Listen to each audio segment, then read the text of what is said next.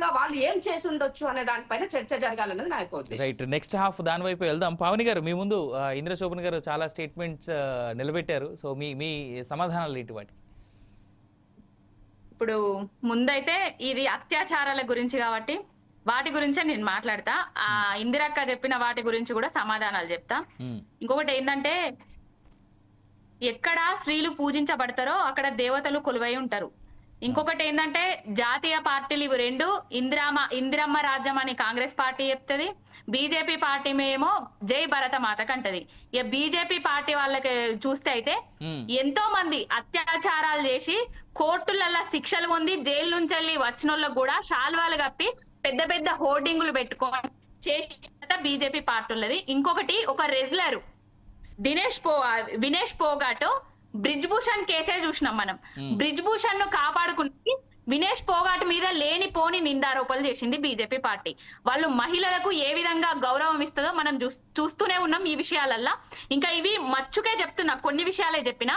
ఇంకొకటి, ఇప్పుడు అక్కగారు ఎవరైతే అన్నారో, మన పార్లమెంట్ ఎన్నికలల్లా కాంగ్రెస్ మేము కొట్లాడినము, బీజేపీ బీఆర్ఎస్ పార్టీ సైలెంట్ అయిపోయి బీజేపీకి వత్తాసు పలికింది, జాతీయ అంటే ఎంపీ ఎలక్షన్ లో వాళ్ళు గెలిపించే ప్రయత్నం చేసింది అని చెప్తున్నారు.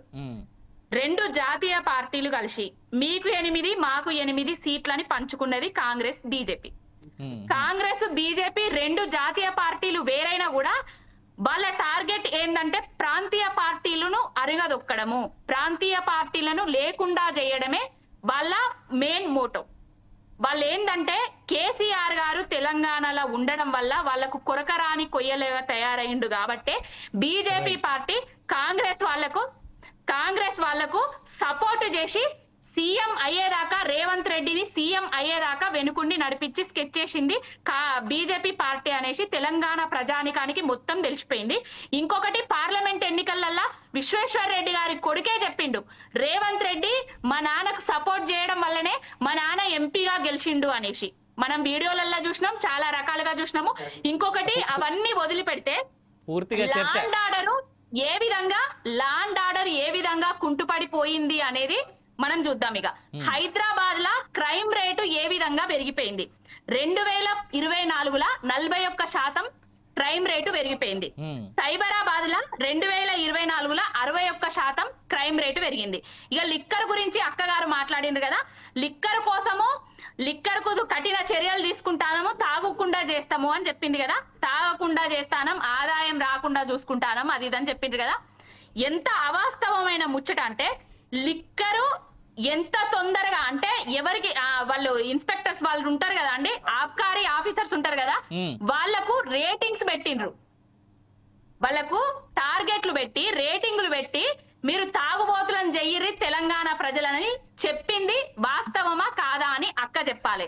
ఇక డ్రగ్స్ గురించి ఊరికొక, అసలు తెలంగాణ రాష్ట్రంలో అక్క చెల్లెమ్మలందరూ పొద్దుగాల పోయి కూలీ కైకిలు చేసుకొని ఇంటికి వచ్చిన తర్వాత ఆ పైసలు కొంటపోయి మొగోళ్ళు అందరు తాగుతారు, బెల్ట్ షాపులే లేకుండా చేస్తా అని రేవంత్ రెడ్డి గారు చెప్పిండ్రు. ఎన్ని బెల్ట్ షాపులను మూపించిండ్రండి? ఎక్కడ పడితే అక్కడ ఇప్పుడు ఊర్లల్లా బెల్ట్ షాపులు తెరుచుకొని ఉంటున్నాయి. ఎవరి అసమర్థతకు కారణం అండి ఇది?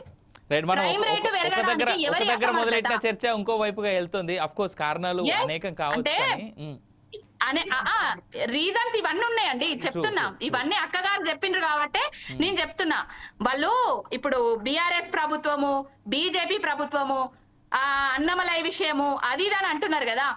రెండు జాతీయ పార్టీలు అధికారం మాకు మీకు అని పంచుకున్నారు, దేశాన్ని ఆగం చేస్తున్నారు.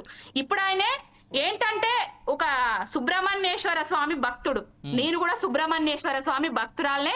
రోజు సుబ్రహ్మణ్యేశ్వర స్వామికి మొక్కంది నేను ఇంట్లో నుంచి బయటికి పోను. ఒక్క దగ్గరనే జరిగినాయా అండి ఈ సంఘటన? వాళ్ళ అధికారంలో ఉన్న రాష్ట్రాలల్లో ఎందుకు కొరడా దెబ్బలు కొట్టుకుంటలేరు? వాళ్ళ అధికారంలో ఉన్న రాష్ట్రాలల్లో మహిళల మీద అఘాయిత్యాలు జరుగుతలేవా? ఎందుకు ఈ జాతీయ పార్టీలు చిల్లర వ్యవహారాలు చేస్తున్నారు నాకు అర్థం కావట్లేదు. ఒక ఐపీఎస్ ఆఫీసరు రావాల్సిన యువత, రాజకీయాలలోకి రాబోయే యువతకు ఆదర్శంగా ఉండాలి. ఇలాంటి నిజంగానే మా ఆడవాళ్ళ మీద జరిగిన సంఘటనలను చూసే ఆయన కొట్టుకుంటే మీ స్వాగతిస్తానం. కానీ ఇది రాజకీయం కోసమే అయితే దేవుడే వీళ్ళని శిక్షిస్తాడు. ఏదైతే దేవుళ్ళ పేరు మీద రాజకీయాలు చేస్తాండ్రో వీళ్ళను దేవుడే శిక్షిస్తాడు అనేది వాస్తవము. ఎందుకంటే యూపీలా రామరాజ్యం అదిదని చెప్పేసి ఏ విధంగా చెప్పిండ్రో అక్కడ దేవుడే చూసిండు, అంతటా కూడా దేవుడే చూస్తాడు. ఇంకొకటి ఏంటంటే వీళ్ళు కొరడా దెబ్బలు ఒక్క రాష్ట్రంతోటే ఆపద్దండి, తమిళనాడులోనే ఆపద్దు, తెలంగాణలో జరుగుతాయి. బండి సంజయ్ రోజుకో 10 కొరడా దెబ్బలు కొట్టుకోవాలి, మన కిషన్ రెడ్డి గారు వచ్చి రోజుకో 20 కొరడా దెబ్బలు కొట్టుకోవాలి. అత్యాచారాలు మానభంగాలు జరగకుండానే గురుకుల విద్యార్థులు పాపం 50 మంది చనిపోయినరు. ఎన్ని కొరడా దెబ్బలు కొట్టుకుంటే మీ పాపాలు పోతాయి? ఎన్ని కొరడాలు జులిపించుకోవాలి మీ మీద? బీజేపీ నాయకులారా ఒక్కసారి వినండి. ఎందుకు ఇక్కడ మౌనం వహిస్తారు? కాంగ్రెస్ కి ఎందుకు వత్తాసు వలుకుతాండ్రు? ఈ కాంగ్రెస్ వాళ్ళు కూడా మహిళా నాయకురాళ్లకు నేను అడుగుతున్నా, మేము ప్రతిపక్షంలో ఉన్నప్పుడు ప్రతి దగ్గరికి పోయి ప్రశ్నించినామని చెప్పిండ్రు. మేము చేసిన తప్పిదమో మరి మేము జనాలకు నచ్చక మీకు అధికారం ఇచ్చిండ్రు. మీరు అధికారంలోకి వచ్చిన తర్వాత మరి ఇన్ని అత్యాచారాలు జరుగుతున్నా కూడా ఆదిలాబాద్ నుంచి మొదలు పెడితే అలంపూర్ దాకా, భద్రాచలం నుంచి మొదలు పెడితే ఇంకొక దాకా ప్రతి చోట అత్యాచారాలు జరుగుతున్నాయి. వీటి మీద ఎందుకు మాట్లాడట్లేదు? వీటి మీద వీళ్ళ ప్రభుత్వ పెద్దలకు ఎందుకు చెప్పట్లేదు? మేము ప్రశ్నిస్తుంటే ఇప్పుడు మేము ప్రశ్నించినప్పుడు అని చెప్తున్నారు కదా. నేను ఒక్కటే సూటి ప్రశ్న అడుగుతున్నా. గురుకుల విద్యార్థులు 50 మంది చచ్చిపోయినరు. మొన్న 25 లక్షల రూపాయలు అల్లు అర్జున్ విషయంలో 1 కోటి రూపాయలు ఇచ్చినామని చెప్పిండ్రు. మరి ఈ గురుకుల విద్యార్థులకు ఎంత మందికి ఇవ్వాలి? ఎందుకు ఇస్తలేరు? బాధితుల విషయం ఏం చేసిండ్రు? పావని గారు, నాకు తెలిసి ఆ చర్చ ఏదైతే గురుకుల విద్యార్థులకు సంబంధించినటువంటి చర్చ ఉందో అది